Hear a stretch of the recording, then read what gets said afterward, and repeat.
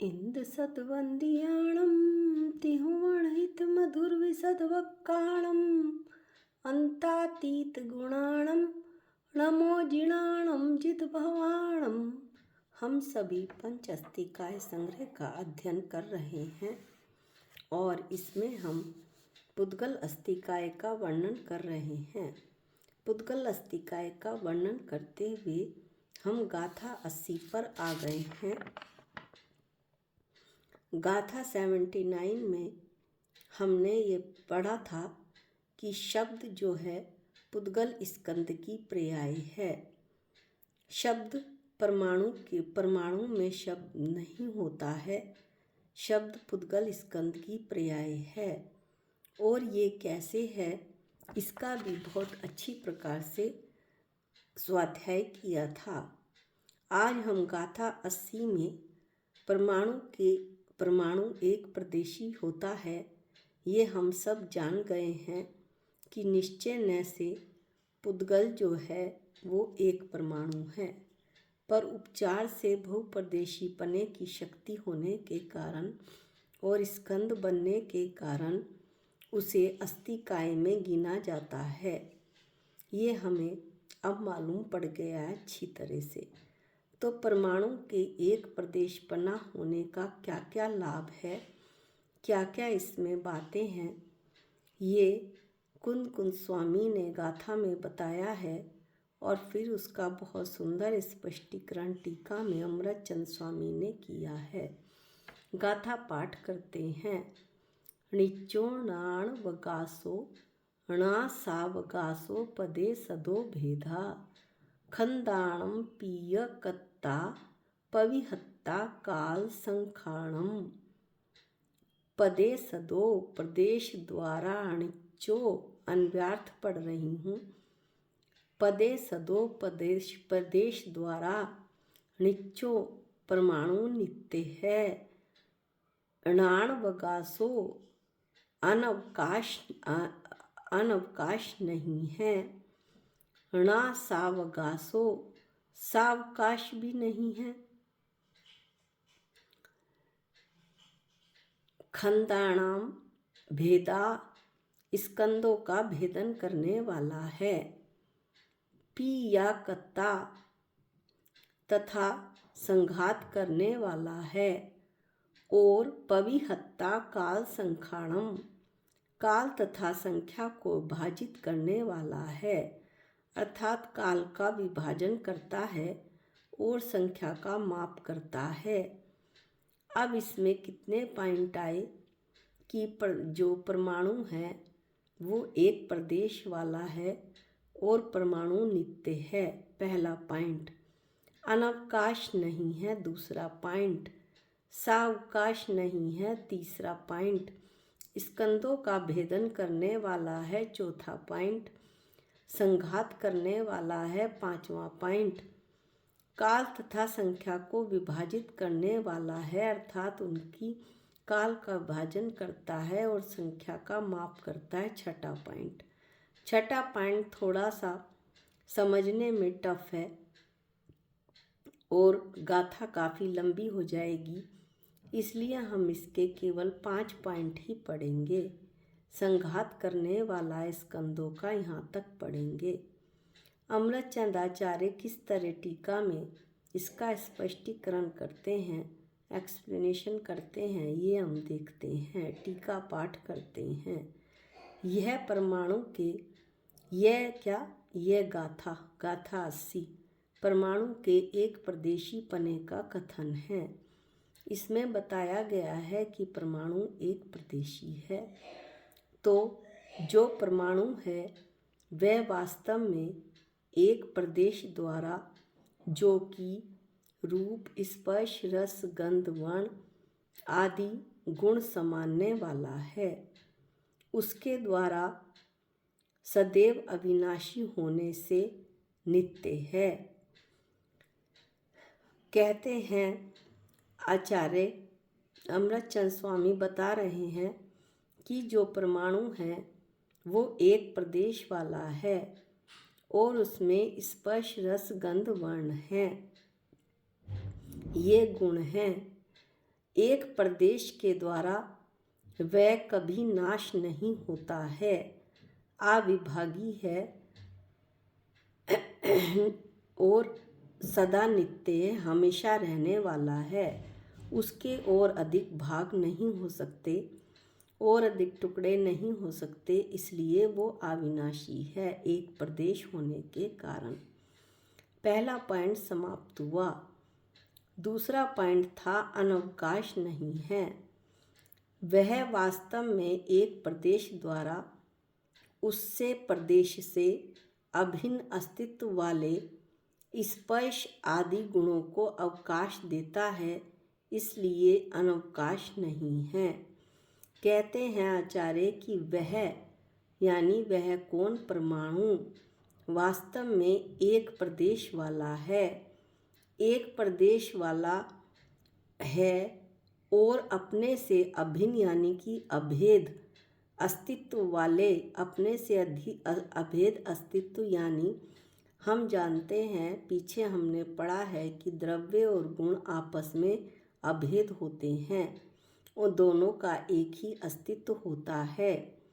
तो एक प्रदेश वाला है और अपने से अभेद अस्तित्व वाले स्पर्श रस गंध वर्ण गुणों को अवकाश देता है यानी रहने का स्थान देता है, एक प्रदेश में रखता है, इसलिए अनवकाश नहीं है। ये नहीं कह सकते कि वो स्थान नहीं देता है, अवकाश नहीं देता है।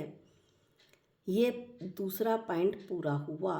तीसरा पॉइंट है सावकाश।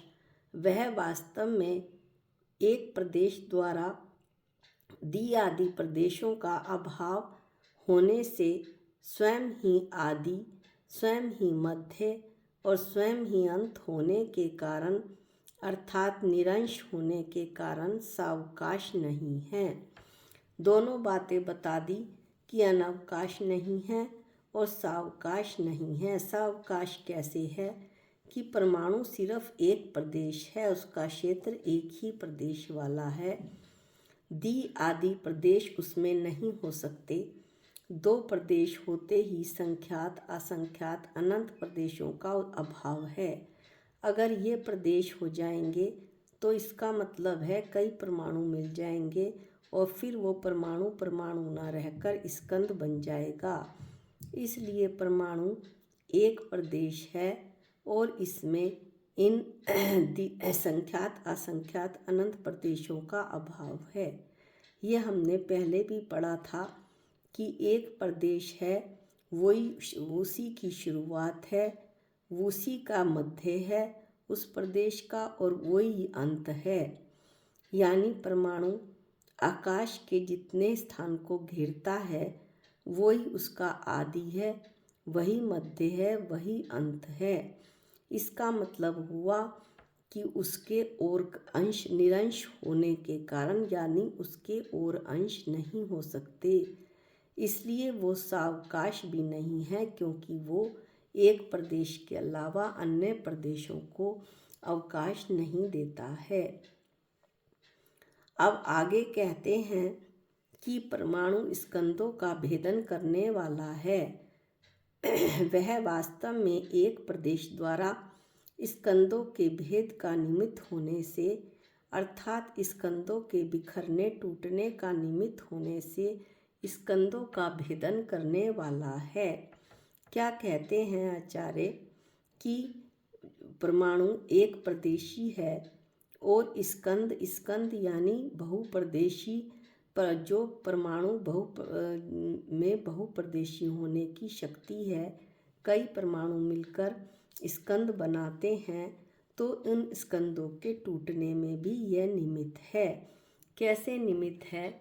जैसे 4 परमाणुओं का स्कंद है टूटा, 2-2 परमाणुओं के स्कंद बने, पुनः 2 परमाणु का स्कंद टूटा, तो अब जो एक निर्विभागी अंश रह गया वो परमाणु रह गया, जो अभी हमने पढ़ा कि वो अविनाशी है, नित्य है, हमेशा रहने वाला है।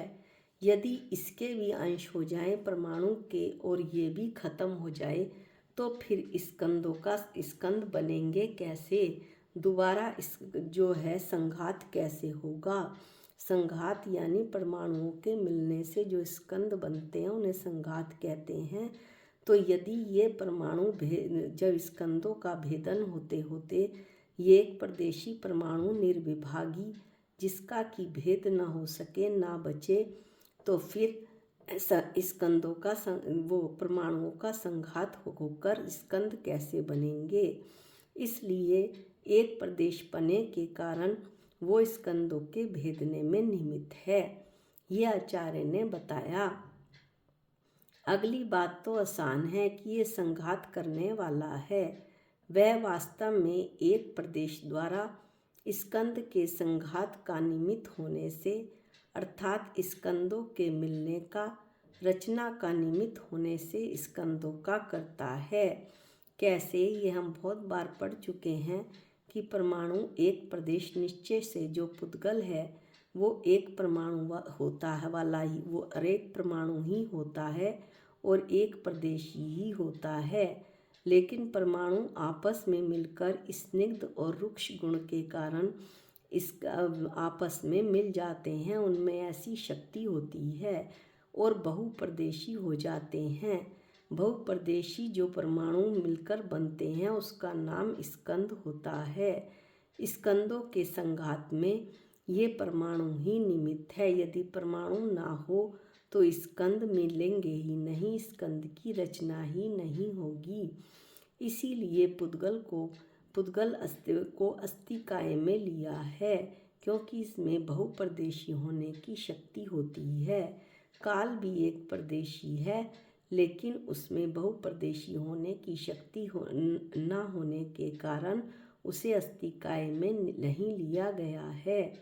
तो आचार्य कहते हैं कि ये स्कंदों का करता है कौन, परमाणु, क्योंकि परमाणु मिलकर ही स्कंद बनाते हैं।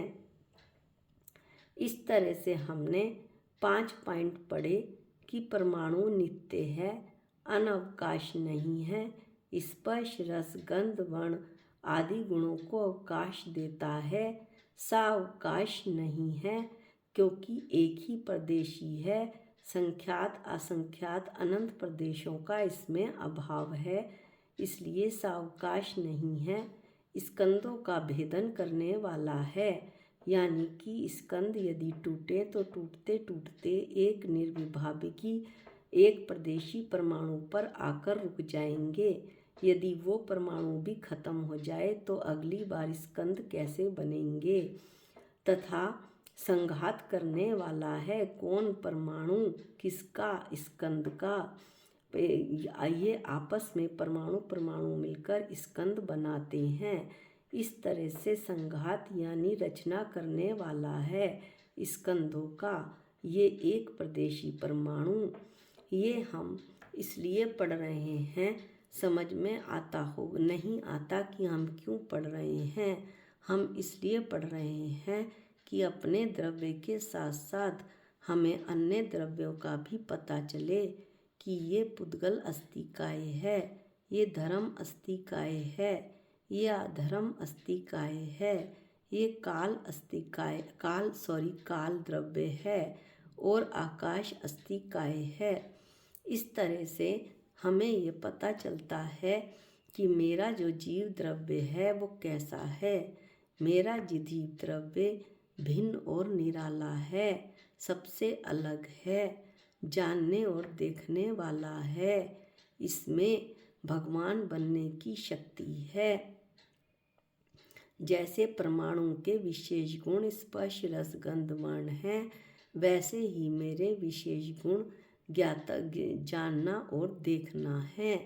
जानने और देखने के कारण से मैं अपने को समझ सकता हूँ और अनादिकाल से चले हुए अपने कर्मों को काट सकता हूँ। कर्मों को काट कर मैं मुक्ति भी पा सकता हूँ। इस तरह से मुझे ये पता चलता है कि मेरा जीव द्रव्य अन्य द्रव्यों से कितना अलग है और मुझे अपने जीव द्रव्य पर श्रद्धा आती है। इन सारे द्रव्यों को पढ़कर ही मुझे ये पता चलता है कि मैं कैसा हूँ। नहीं तो अनादिकाल से मैं तो यही समझा बैठा था कि असमान जातीय जो मैं एक पर्याय हूँ, पुद्गल और जीव की मिली हुई, पुद्गल द्रव्य और जीव द्रव्य की मिली हुई जो एक पर्याय हूँ, उसमें जो पुद्गल द्रव्य है वही मैं हूँ, यानी शरीर ही मैं हूँ। आत्मा का तो मुझे किसी भी तरह से पता ही नहीं चलता। यदि मैं शास्त्रों को ना पढ़ता तो मुझे ये समझ ही नहीं आ सकता था कि मैं तो जीव हूँ, एक आत्मा हूँ, चेतन भगवान आत्मा हूँ, ज्ञाता दृष्टा हूँ, जानने और देखने वाला हूँ। पर से मुझे कोई लेना देना नहीं, मेरा तो सब ही सब है। जो मेरे साथ जाएगा वही मेरा है, जो यहाँ सब पड़ा रह जाएगा वो मेरा नहीं है।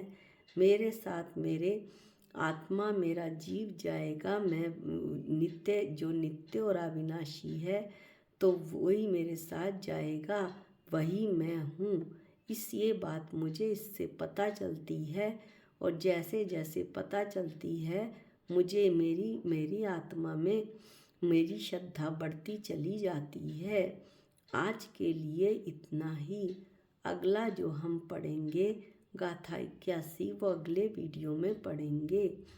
निज निधि निज में बताई, ये अनंत उपकार है, इसके लिए जिन वाणी माँ को वंदनानंत बार है, वंदनानंत बार है। सबको जय जिनेंद्र।